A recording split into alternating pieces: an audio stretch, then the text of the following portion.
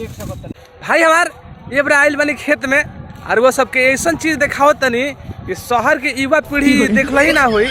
और रउआ सबके देखले बहुत दिन हो गई हुई और आइल बनी अपना खेत में। वीडियो के लास्ट में बारिश आ गई बाटे और जितना फसल कटाई रहा वो पानी में भीज गई बाटे तो वो आइल बनी अपना खेत में काहे कि ओकरा के पलटला पर सूख जाए। वह सब तो सांप बहुते देख रहा हम बाकी सांप के केचुर वो सब देखले बानी कि ना आई सब तो रउआ सबके दिखाओ तनी दिखाओ। देखिए कितने बड़ा सांप बा ई खेत में आए नहीं आसन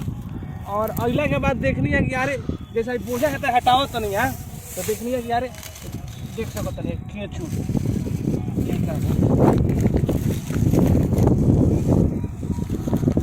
केचुर देख कितना मोटा सांप हुई रोज बयान ज़्यादा लगा सकते नहीं। ये हमारे कहे का मतलब होला कि ई लोग जो शहर के युवा पीढ़ी बा ई केचुर ना देखले हुई वो तो सोचनी है कि वो सबके केचुर भी दिखा दी खेत में आए नहीं है और खेत के जैसे पानी आयल बाटे तो पानी अगला काटा घिंच गई बाटे हेते सही करे करला कि नहीं देखो तनी कि यारे खेत में का हटे ये देख हम तो आगे डरा गनी कि सांप हो बाकी सांप ना रहा कि सांप के केचुर होला और सांप समझ से तनी कितना बड़ होई पूछ देखी कितना बड़ा बा तो सांप कितना बड़ा होई ई झोला से कुछ होला ना और वो समय बताई कि एक पहले इतना मोटा सांप देख लो नहीं केचुर की ना।